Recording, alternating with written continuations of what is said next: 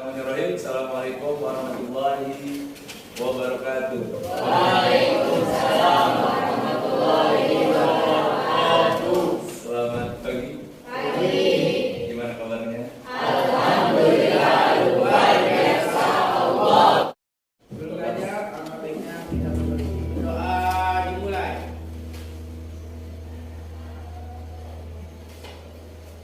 Berdoa sebentar, beri salam. Assalamualaikum warahmatullahi wabarakatuh. Waalaikumsalam warahmatullahi wabarakatuh. Saya cek kehadiran ya. Lisensinya tanggal 29. Yang hadir siapa yang hadir? Hadir semua ya? Hadir semua. Jamil. Baik, saya share ya. Kita pretest dulu untuk menguji wawasan sebelum lanjut ke materi yang sebenarnya. Coba dicek di grup kelas, di grup apel ya. Dicek pakai hotspot saya sudah terkonek itu. Kelas 10 tapi terbatas ya. Silakan dikonekin, kemudian jangan kuota pakai kuota sendiri ya. Silakan diklik ya.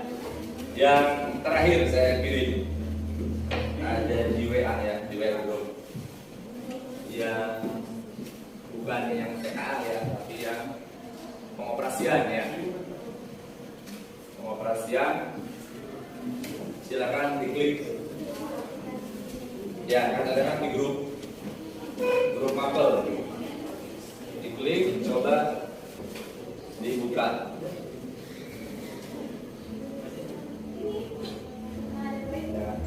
Dikasih nama lengkap ya, sudah ada nama lengkapnya. AI adalah sistem komputer kerjasama yang manusia.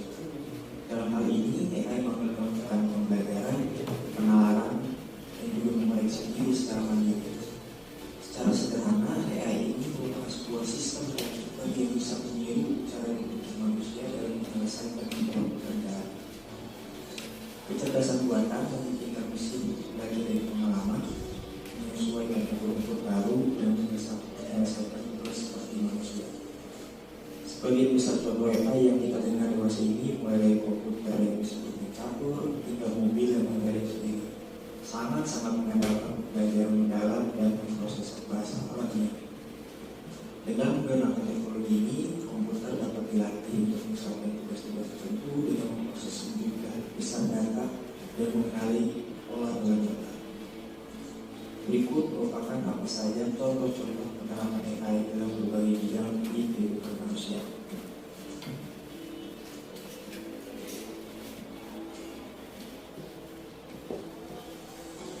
Pertama adalah mobil pintar. Salah satu penerapan teknologi AI yang memudahkan aktivitas manusia dapat dilihat dari mobil pintar. Belakangan ini penerapan di pasar otomotif Indonesia yaitu mobil pintar yang berproduksi oleh Tesla. Mobil ini telah dilengkapi dengan chip berteknologi AI yang dapat dibuat dan menjalankan beberapa sensor. Nah, beberapa sensor tersebut dapat menjalankan sistem radar yang bisa kita sebut dengan fitur autopilot. Tujuan pembelajaran ya, dapat mengoperasikan perangkat kecerdasan sederhana ya, pasti udah pernah soalnya punya handphone semua ya.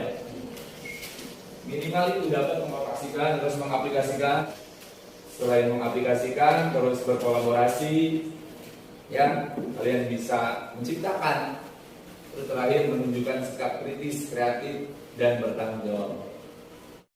Ya teman-teman, sudah sambil mencari ya. Dan waktunya sudah berapa tadi? 20 atau 15 menit saya? 15 ya, 15 menit.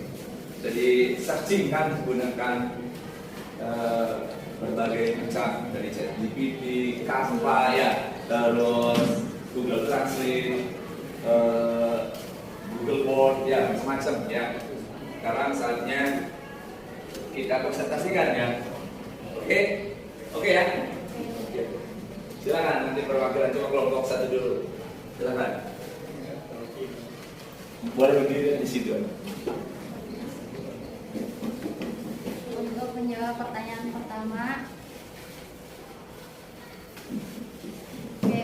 gaya hidup sehat untuk kehidupan lebih baik. Pertama, ada pola makan seimbang. Konsumsi makanan bergizi seimbang adalah kunci utama hidup sehat. Tubuh memerlukan karbohidrat. 4. Daur ulang sampah. Pisahkan sampah yang bisa didaur ulang dari yang tidak bisa. Daur ulang mengurangi limbah dan mendukung pengolahan sampah yang lebih baik. 5. Menjaga kebersihan. Kebersihan lingkungan sekitar dari sampah lingkungan yang bersih mendukung kesehatan dan kenyamanan. Sudah? Oke, terima kasih. Tepuk tangan dong. Itu buat poster ya? Ya. Menggunakan apa tadi? Kanva ya. Oke, terima kasih. Lanjut, kelompok 3 ya. Silakan dibacakan hasilnya. Saya telah mendiskusikan dengan kelompok saya tentang elaborasi atau pengaplikasian kecerdasan artifisial. Dan ada 3 manfaat dalam menggunakan kecerdasan artifisial dalam kehidupan sehari-hari. Pertama, AI bisa meniru cara pikir manusia melalui algoritma pembelajaran mesin. Pertama, meningkatkan efisiensi dan produktivitas. AI membantu mempercepat pekerjaan, misalnya melalui virtual assistant seperti Siri dan Google Assistant, atau aplikasi otomatisasi yang menghemat waktu dan tenaga. 2. Mendukung pengambilan keputusan. AI mampu menganalisis data dalam jumlah besar dengan cepat, misalnya dalam merekomendasi belanja online, prediksi cuaca, atau navigasi Google Maps. 3. Mempermudah akses informasi dan layanan. AI memudahkan komunikasi dan pembelajaran. Contohnya chatbot, layanan pelanggan, Google Translate, atau aplikasi pendidikan berbasis AI yang mendukung proses belajar mandiri. Namun ada 2 risiko atau tantangan dalam penggunaan kecerdasan artifisial, seperti masalah etika dan privasi data. AI sering memerlukan data pribadi dalam jumlah besar. Jika tidak dikelola dengan benar, bisa menimbulkan kebocoran data, pelanggaran privasi, hingga penyalahgunaan informasi. 2. Ketergantungan dan penggantian peran manusia. Jika terlalu bergantung pada AI, manusia bisa kehilangan keterampilan penting. Selain itu, beberapa pekerjaan berisiko tergantikan oleh otomatisasi sehingga menimbulkan masalah sosial seperti pengangguran. Oke. Ada lagi? Ya. Dan tugas kelompok kami adalah kolaborasi mini project. Mini project tentang apa? Tentang artikel poster digital Dengan tema kecerdasan artifisial untuk pendidikan. untuk pendidikan. Apa? Untuk pendidikan, meningkatkan efisiensi pembelajaran dan memberikan pembelajaran personal dan menunjang kreativitas dan inovasi. Coba dilihat posternya. Oke, terima kasih. Beri tepuk tangan untuk kelompok 2.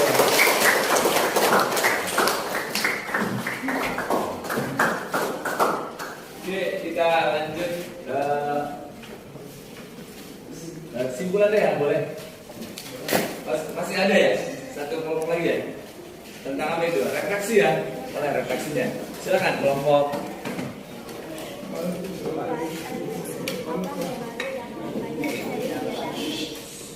Bagaimana sikap yang harus diterapkan dalam penggunaan AI?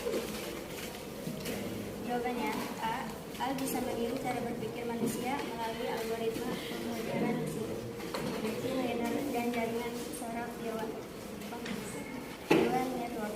A hadir di kehidupan sehari-hari tanpa disadari, seperti pada rekomendasi YouTube, TikTok, Google Maps, Voice Assistant, hingga Kesimpulannya yaitu pengoperasian KA menekankan pada keterampilan teknis dalam memahami cara kerja, perangkat, dan sistem berbasis kecerdasan artifisial, sehingga pengguna mampu memanfaatkan teknologi secara efektif.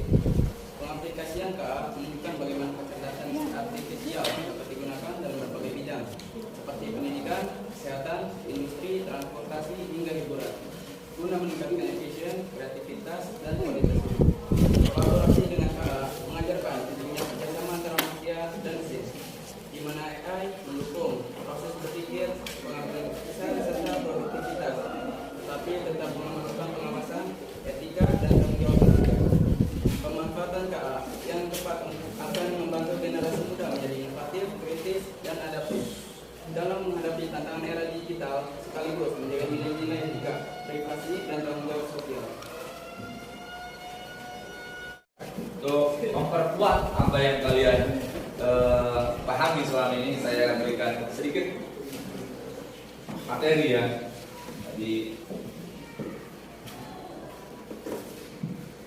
KA ya, kecerdasan artifisial ya, atau artificial intelligence ya, AI kan, AI ya. Tapi kalau di dalam pendidikan kemarin sudah diberi ketetapan itu KA kecerdasan ya. Kita lihat apa sih KA tadi kan udah dijelaskan oleh rekannya tadi ya, kecerdasan artifisial.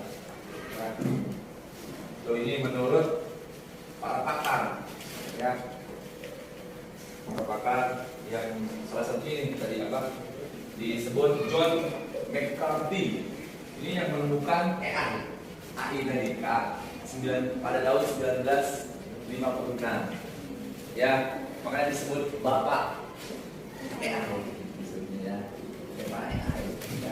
Ini AI adalah ilmu dan rekayasa untuk membuat mesin cerdas, terutama program komputer cerdas ya. Tuh kalian, aku masih yang lari pernah nanya apa aja di AI ya. Contohnya di Google kan ya, Google nanya apa aja. Ada yang bertanya aneh gitu ke Google atau GPT. Ada yang pernah tidak dijawab tidak? Ada. Pertanyaannya tentang apa?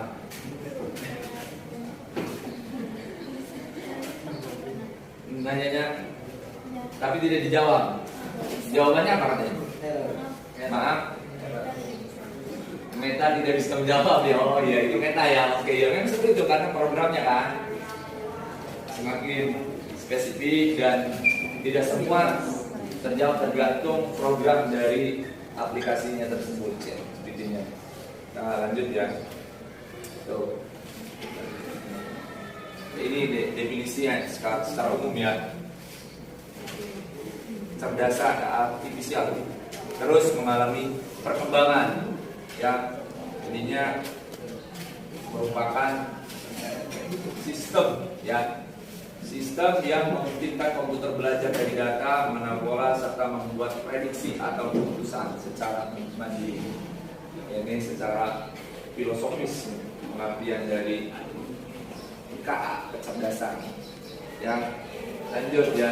Karakteristik, punya karakter ya.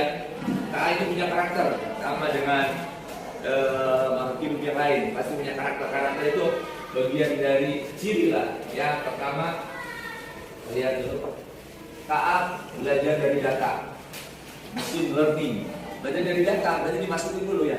Kita kan selama ini memasukkan data kita ya, nama misalkan ya, terus mau nyari apa, seringnya nyari matematik, kan munculnya matematik kan, saran-saran berikutnya ada di pokoknya di iklan atau di YouTube-nya.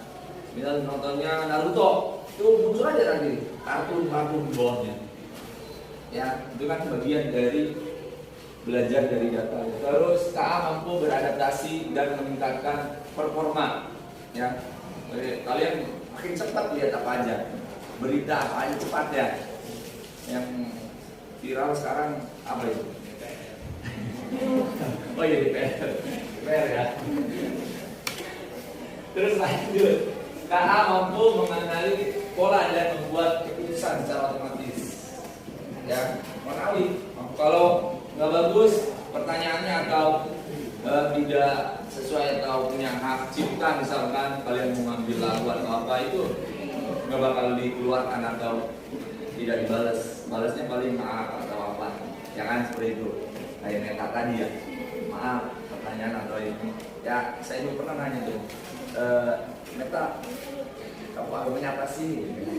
Dibalas akhirnya, maaf saya tidak punya agama. Meta ya, itu pasti jauh sama dia kalau masih sesuai dengan ini ya, pertanyaan yang umum lah, khusus juga masih dibalas. Jadi ya, menurut kalian nih cerdasan mana? Manakah yang lebih cerdas? Ini apa ini? Mana menurut kalian? Manusia kenapa? Apa bedanya menurut kalian? Hah? Karena manusia yang membuat ini ya. Berarti ini tidak bisa dilampaui berarti ya. Karena ini yang buat ya. Berarti ini cerdas sekali ya. Hebat ya. Luar biasa. Hanya kita dapat terbantu oleh ini. Ya tadi salah satunya gunain GPS ya. Mau kondangan nggak tahu ya. Bisa jadi tahu rumah orang ya. Karena nggak perlu bertanya ke orang lagi sekarang kan. Langsung tanya Google Map ya.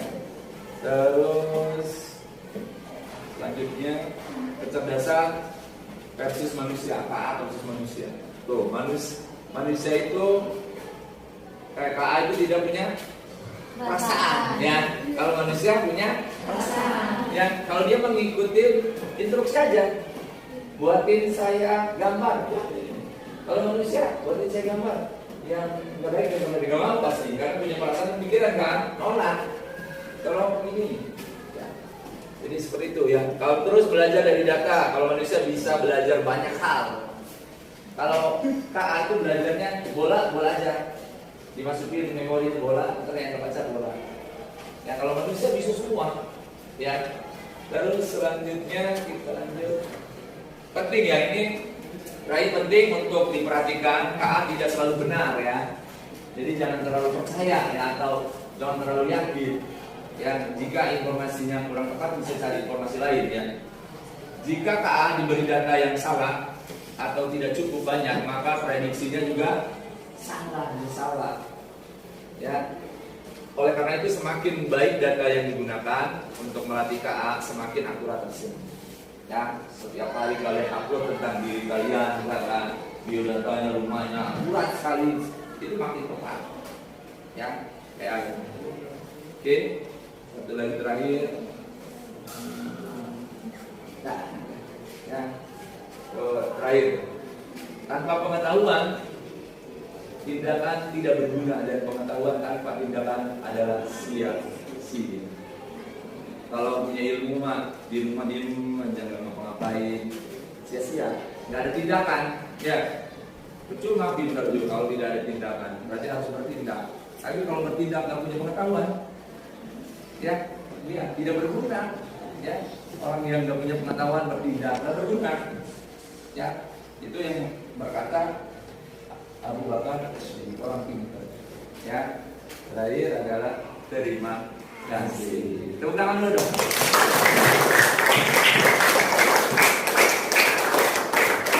Oke ya, kalau sekilas yang materi tentang KA ya, kognitif dan kecerdasan secara umum. Nanti di pertemuan berikutnya kita akan pelajari lebih dalam lagi ya, terutama tentang kecerdasan karena memang masuk ke dalam kurikulum ya pendidikan.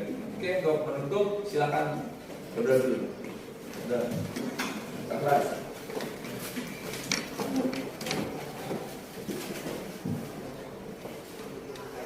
Untuk menutupi pelajaran, alangkah baiknya kita berdoa dulu. Berdoa dimulai.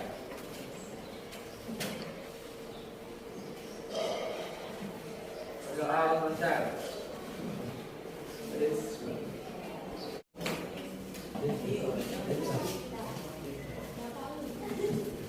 Buka HP-nya.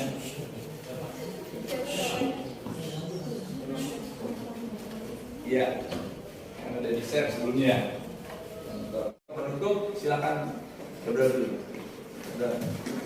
Kelas.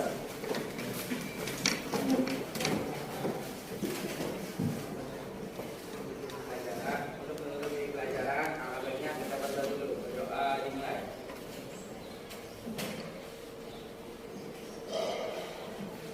Berdoa lancar.